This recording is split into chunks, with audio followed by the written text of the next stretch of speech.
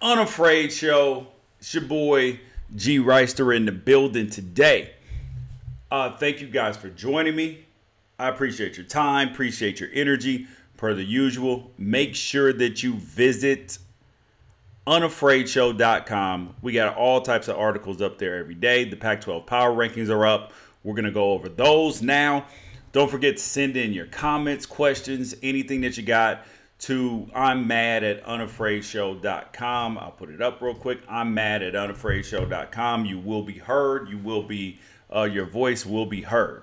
So I want to get to the questions real quick because I got some questions in from Mr. Davis. He said, and it's actually directly related to a question today about the NFL, and they are re-looking at the roughing the passer penalties and all the horrible calls that have been affecting the games. So we're going to get into his question. So he asked first, have you ever played in or witnessed a football game in which the outcome was dictated by officiating? Yeah, where like a big call here or there, whether it's a pass interference, whether it's a holding call, and it was like super suspect on film. Yep. Absolutely. But it's kind of like, I didn't think that these things are cheating, but, these are the breaks. There's a human element of it sometimes. And I don't want to believe, there's part of me that wants to believe that things are fair and that sports is really a meritocracy like we believe. I can't give up that idea yet. And so I know some people believe all sports are fixed, but I don't believe that, aside from like mid-tier tennis, which has been proven to have a whole lot of like impropriety going on. Somebody said there's a lot. Well, and he also said that there's been a lot of games that have been analyzed, and that season ticket holders on the tickets, it says that it's not supposed to be, that it's supposed to be entertainment and not an actual game. And so that leads to other questions. I think that those are just the legalities of things that keep the leagues protected from people trying to sue them. If you get a case like Donaghy, who was the NBA ref, who got found that he was gambling on games and fixing NBA games. So I think that that's just a way for the NBA and the other leagues to protect themselves by calling it entertainment. So I want to go over the Pac-12 power rankings, and then we're going to get into Bill Cosby, because that is one of the biggest stories of the day. And, this was very impactful for me because it hurt my heart to see him going to jail. But then at the same time, I was happy to see his ass going to jail. So we got a lot to talk about there. I want to go over the Pac-12 power rankings. Last week, week 4, was a tremendous week for the Pac-12. Tremendous. Because they comported themselves very well. The top teams in the conference, Stanford, Oregon, even though Oregon lost, Stanford, Oregon, Washington, Cal, USC, all had a good week. Cal was on a bye, so they couldn't have a bad week. But it goes to that strength of conference, because you have so many times where you have the conferences playing not in prime time, and then you need the coveted eye test if you want to make the college football playoffs. And the teams, and other teams get the benefit of the doubt, and the Pac-12 does not get that. So it was an excellent week for the Pac-12 all the way around. Even in a loss, Oregon gained a lot of respect nationally, and it was reflected in the biased AP poll. It is biased. So with the Pac-12 rankings for this week, coming in at number 12 and still in last place, unfortunately, is making my wife sad, making her unhappy, but they get a chance this Friday night to redeem themselves against the Colorado Buffaloes, is the UCLA Bruins. I believe that Chip Kelly's got a good chance to get his first win this week at Colorado.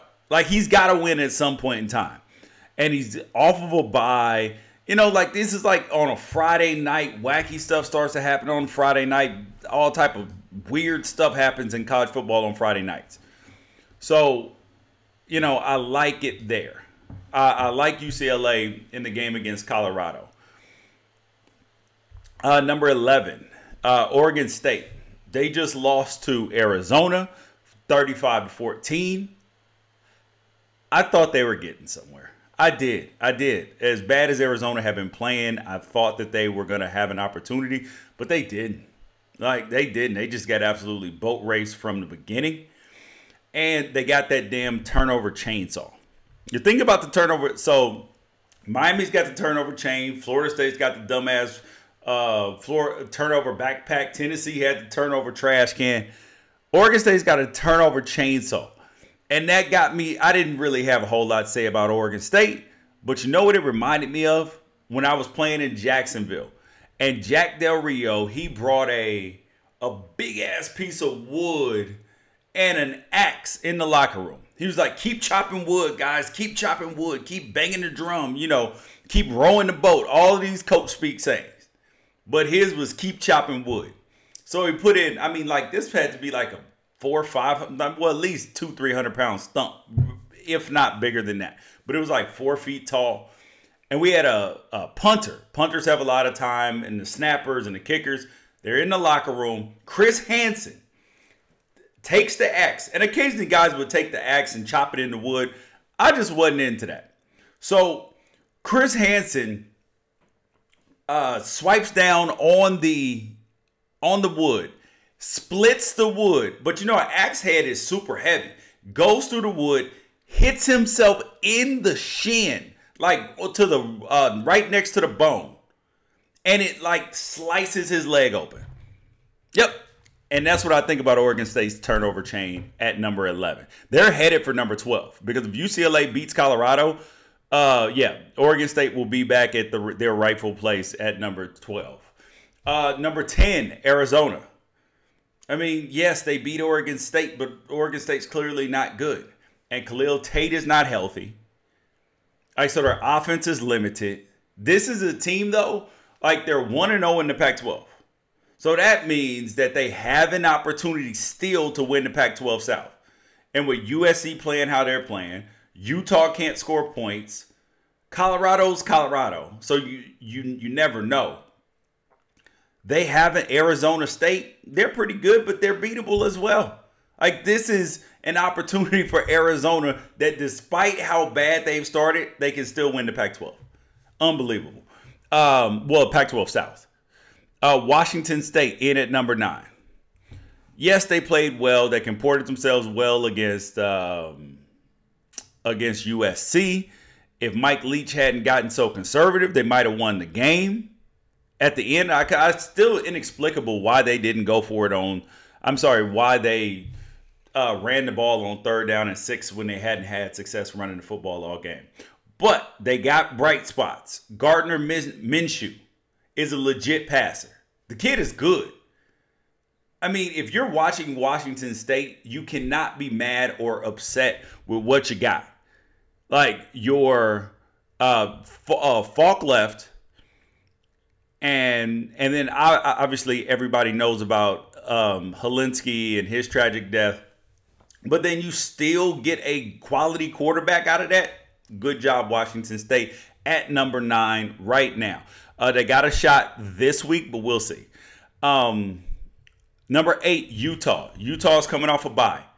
I was looking at the stats, and they ranked 10th out of the 12 Pac-12 teams in the percentage of possessions that result in points. Only 23% of their possessions result in points. Like, that's absolutely outrageous. Like, especially when you think about the fact that the top teams in the conference in that same statistical category are Washington State and Oregon. And they're at 50.9% and 44.8%. So if you're hovering around 23%, that's not going to work. That's not going to work at all. USC sitting at number 7. They've knocked down Washington State. But the problem with USC is they still cannot run the football. JT Daniels is showing that he's got something to him. But he's a true freshman, so he's going to be up and he's going to be down. He had a good passing game, 241 yards, 3 touchdowns. But the best thing that USC has going for them, it's not the running backs like it usually is and their quarterback. Their wide receivers are special.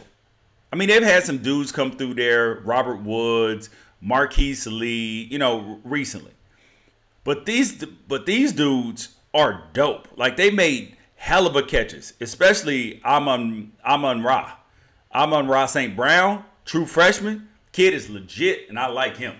It's hard to say anything bad about the USC wide receivers at this point in time. These kids look pretty phenomenal. At number 6, we got Arizona State. Arizona State was the laughing stock of the college football before this season started. Oh, why did they hire Herm Edwards? This is absolutely craziness. This will never work. He hasn't coached in forever, and he has never been a college head coach. This will be an abject failure. Nah, sitting at 2-2, you beat Michigan State, had a close loss to a top 10 team in Washington. Their recruiting is going really well. They got a lot of buzz around them. This is a team that's headed in the right direction, and Herm Edwards looks like a sage right now. He looks like a master magician. But this is still a middle-of-the-road team, hence why they're at number 6. Statistically, in all the major statistical categories that are important, in terms of how often you score, your ability to run the football, your ability to stop the run, against the pass, how often you're in the percentage of your drives that you're able to complete and convert into points, they're middle of the road pretty much everywhere. And hence they're a middle of the road football team. Number 5, Colorado. Colorado's 3-0. I mean, and they were number 4 last week. But the reality is that, listen, man, yes, they beat Nebraska, but that Nebraska team looks like garbage right now. Like they're still defeated. Nebraska still hasn't won a game with Scott Frost right now. So as good as, that win looked with Steven Montez and all the rest of the guys at Colorado, it doesn't feel great. It doesn't feel like they're a really, really good football team right now. So that's why they're sitting at number 5. And we'll see what they got this week, because I think that they have a trap game coming up. They're undefeated. UCLA is undefeated. Chip Kelly's got a week off. Colorado's coming off a bye as well. This could go bad for the Buffaloes. We got Cal at number 4.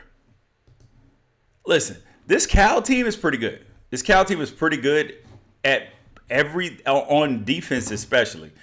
Except the point is they're next to last in their possessions that end up in points at 23%. That means less than every 4 times that they get the ball, they score. What? That's almost somewhere in between every 4 and every 5 times they're going to get a point. You only get so many possessions in a game. Like if you get 10 possessions, I mean, come on. Like how many times do you need? Like you got to score more often than that, particularly in college. NFL's a little bit different. But in college, you have to put buckets up every time you get the ball. Number 3, Oregon. Nobody cares about CU in Boulder. Somebody's in the comment, go Bruins, I'm alumni. Oh, wow. Why do Colorado people hate Colorado? Jeez. Oregon at number 3. I moved them up from 5 to number 3 this week. Did you see the Stanford game? I mean, if that wasn't, we've already been over the heartbreak and everything that is and was that game. But Justin Herbert is the best quarterback in the country.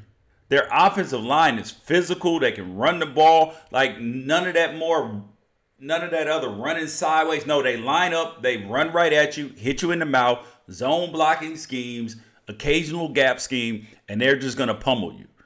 And that's what's going to happen to Cal this week, particularly because Cal's defense was leading the nation in interceptions before this week.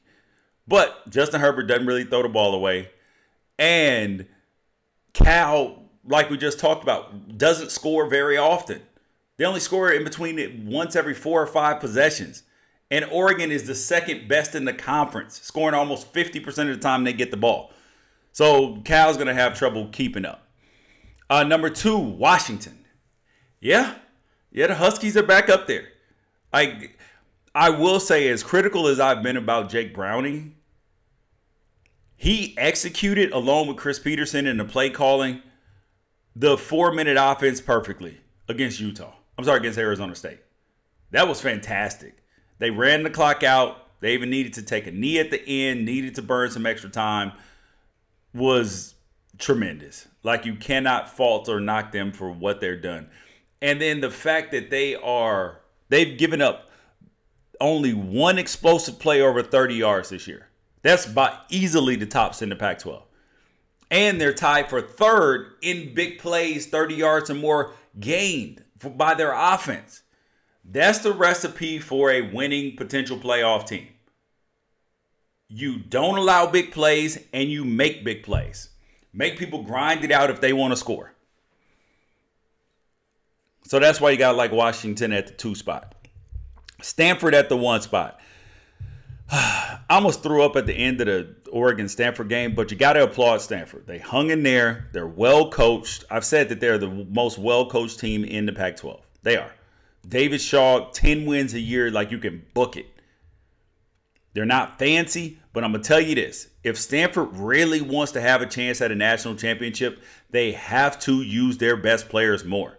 And their best player is no longer Bryce Love. It's their quarterback, KJ Costello. And then you got Arcega-Whiteside. Like, they literally have a play that's called throw it to everybody else, get out of the way and throw it to JJ. I mean, and he will go up and get it. Like, the kid's phenomenal. Like, you got to give him and applaud him for that. But Stanford's going to have to go pass first to open up the run for Bryce Love as opposed to the other way around. That's what they got to do if they want to win. So those are the Pac-12 power rankings.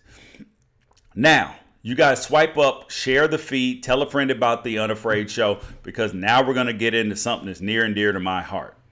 I wanted to talk about Bill Cosby. So Bill Cosby was just sentenced to 3 to 10 years for drugging. What's her name? For drugging Andrea Costand at his home 14 years ago. And the judge said it's time for justice. Okay. There's a couple parts to this. First of all, should Bill Cosby go to jail for doing what he did? 100%, absolutely, like there's nothing to talk about there.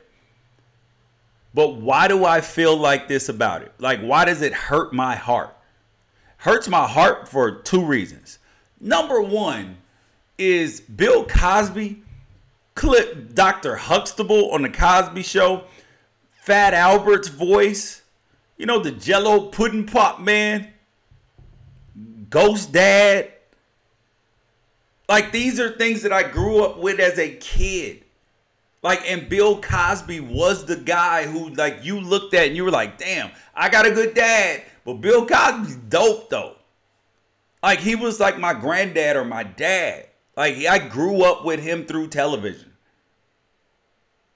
And so to see what you perceive as a man who seems to be, that you hold in high esteem, that was really like raping and drugging women, that hurts. I mean, it was like you finding out that like your brother's a molester or something. It doesn't feel good. It doesn't feel good. And that's the way I felt about Bill Cosby. He deserves to go to jail. And those families and those people deserve justice. But the reason why it hurts me, one, is because I grew up with him. I grew up with Dr. Huxtable, Fat Albert, Jello Pudding Pops, Ghost Dad, like all of those people. Like, they impacted my life. Like, he gave you something to strive for. And then when you saw him out there on the comedy tour, he didn't curse, made clean jokes, was super funny, and then had the nerve and the audacity to knock guys like Richard Pryor, Eddie Murphy, and all that for being crude and in their comedy. But you out here raping women. I mean, really? The hypocrisy knows no bounds, man. People just in general have like just the nerve. The nerve of you to say something about them when your dusty corners got bodies buried. The other guys got dusty corners. Your dusty corners got body and ashes in it. But my other issue with this, the thing that bothers me about this whole Bill Cosby situation is the fact that, yes, he was convicted of raping all these women or drugging them and whatever, how it works out. My issue is that I just saw an interview with multiple women, multiple white women talking about Kavanaugh, who is getting confirmed by the Supreme Court, going through the process. They said, oh, these allegations are too old. This is a long time ago. Maybe he's changed his life and all of that. First of all, the Supreme Court is like the highest order of the court, and you are supposed to be of the highest integrity. Like, yes, you do need to be a little more perfect to be on the Supreme Court than to be president, apparently now. Yes, that's the way I feel in my heart, because you're making laws that decide how our society operates, how our country operates. So, yes, I don't need you to have shady past. No, I don't. But I'm having trouble reconciling people who are applauding Bill Cosby going to jail, but then want to defend other boys who say, and then they say, oh, well, they got their whole life ahead of them. We don't want to ruin their life over one bad decision. Shit, you rape somebody, like, you got to pay, bro. Like, this is a bad decision despite you being a kid. Even if it were my own kid, I'm like, yo, you got punishment. Like, there is something coming. Do I want you to go to jail for a long time? No. But there are consequences that dad can't control. So I'm having trouble reconciling the fact that why sometimes we want to defend some people, but then other people, it doesn't work that way. And why is that? I mean, really think about and consider why that is. Because the truth be told is, if it were like that kid who went to Stanford, who had sex with the unconscious girl, raped the unconscious girl at Stanford. Oh, he's got his whole life ahead of him. We don't want him, his life ruined for this mistake. Well, the truth be told is that the girl who got raped, her whole life is ruined behind this, and she's got to live with that. That's what I've heard and wondered. Justice does have color. It's really like, you really have to be honest and think about, is this, like, what's going on with this? Because the truth is that Bill Cosby's an old man. He's not hurting nobody anymore. But should he go to jail? Hell yeah. The same as a young kid should go to jail if he raped somebody. And he's more of a danger. Because if you let him off, he may think he can do it again. I mean, come on, man. Like we just have to do better and really, like, use our brains, because oh man, it's just so incredibly frustrating. And yes, everybody should be happy that when people get justice, because when people are raped, attacked, all this stuff, they have to live with it. So to say it was just a long time ago, that doesn't absolve the crime. Like, if I murder somebody 50 years ago, oh man, it's been such a long time. Sorry. Like, time does not absolve you from the consequences. It does not, like, negate the consequences. Time doesn't necessarily, time may heal all wounds, but time doesn't, like, make the punishments go away. Next thing I want to talk about is the NFL is going to review the roughing the passer calls. They are going to, the competition committee is meeting via conference call to talk about all these roughing the passer penalties that are ruining the NFL right now. You realize how bad watching NFL games is right now? It's horrible. Like last night, the Monday Night Football game, 21 penalties. Even Mike Tomlin, who sits on the competition committee, said, oh man, like, as a person who loves football, that was probably bad to watch, because it was. And the problem is the NFL has become tinkerers. It's the same reason why the kneeling got overblown. Same reason why they keep ending up in litigation with their players. Tom Brady, Ezekiel Elliott, like everybody, because they are tinkerers. You have to stop tinkering. Like, you fix things that are broken. You don't tinker with stuff. When you tinker with stuff, you mess it up. And when you try to make things that are supposed to be just bulldozer-like, when you try to make them too intricate, you cause yourself problems. And by that I mean this, is that the same people who wanted the definition of a catch, like what's a catch, what's not a catch, the ground is a catch, did they possess the ball, this and that. Now you got too many replays, the game is stopped, controversial calls, you got all that going on because you wanted to get down to the minutia. Oh, is there a blade of grass in between his foot and the sideline? Yeah, I mean, there has to be some human element in this. And that's what we're taking out. Fans are frustrated. And I find it funny that the tinkerers are now the people who are frustrated. Because they are the ones who made the officials have this as a point of emphasis about falling on the quarterback. It's a 23-year-old rule. But because Aaron Rodgers gets hurt last year, now all of a sudden we got to throw everything out. Now this is a point of emphasis. No, it's football. Bad things happen to good people sometimes. And you got to be okay with it. Let me repeat myself. In football, professional football, college football, high school football, pee-wee football, bad things happen to good people sometimes. And you have to be willing to live with that if you're going to play, if you're going to let your kid play, if you're going to be a part of it in any way. Like, you got to be okay with it. Because if you're not, then you need to find something else to do with your time. And the same people complaining about it are the same people were complaining about it, wanted to make this a point of emphasis for the referees. Now it's come back to bite them in the ass. And the NFL, like, look, like, you can't micromanage people. You can't micromanage your employees. And you don't want to be fighting with your employees. Good employers don't do that.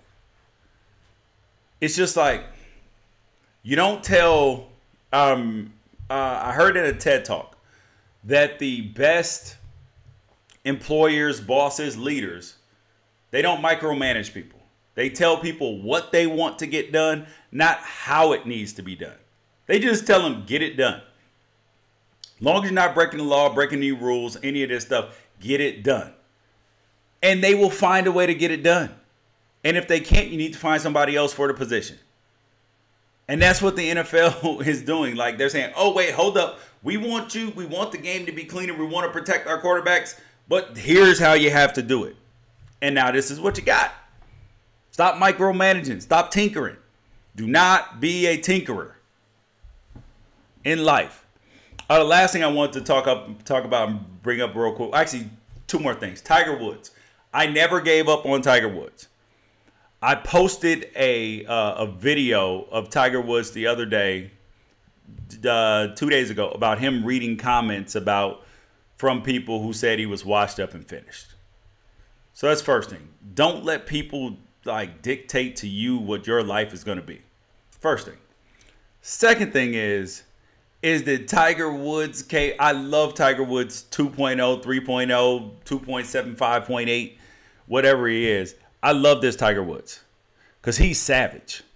This dude came out and was like, and the video is posted on my Twitter, @GeorgeReister, came out and said, well, it's a lot of people that have been calling for me right now. They were like, ooh, I want to play with Tiger. I want to play with Tiger. Well, I'm back. So now, here you go. Are you ready now?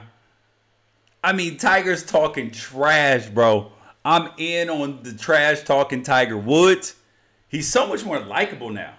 Like, when he won the tournament, when he won the PGA Championship tournament this last weekend, I've never seen that much joy and jubilation in his eyes before. Like, he looked like it was the best win of his entire life. Like, better than the first Masters. Like, I loved it. And the last thing I want to bring up is Kawhi Leonard. We all laughed and joked about Kawhi Leonard's meme and his laugh yesterday because it was awkward and it was weird. It seemed like his first laugh that he had ever laughed. But then I thought about it this morning and I was like, damn, Kawhi. Like, this is... Like, when I went back and watched some more of the interview, I was like, this is a man who's not comfortable in front of the microphone, in front of the camera, and he's clearly trying to do something. Like, he's clearly trying to be better at this. He knows there's a lot of money to be made. He knows he needs to be the face of a franchise. Got to give him credit for stepping up and really, like, getting outside of his box. So, and I always teach my kids to do the right thing, and we just talked about not grabbing low-hanging fruit. Like, if you see a kid who stutters, who's autistic, who has some sort of physical deformity or something, like, that's low-hanging fruit. Like, why would we want to make fun of that? Especially if you know it's something that they struggle with. And I know that I'm the old, sensitive guy right now. Oh, George, you're getting soft. It's just jokes. Yeah, it's just jokes to me and you, but it may not be just jokes to him. Man is out here trying, and let's not always knock people who are trying to do great things out in the world or improve themselves at all. I gotta do that. Is what Tiger did to Ellen comparable to his wife? Comparable to what Cosby did? According to some people, yes, because my wife believes that that there should be some legal consequences to infidelity. She believes that people should go to jail for that because it ruins homes, it ruins families, it ruins relationships.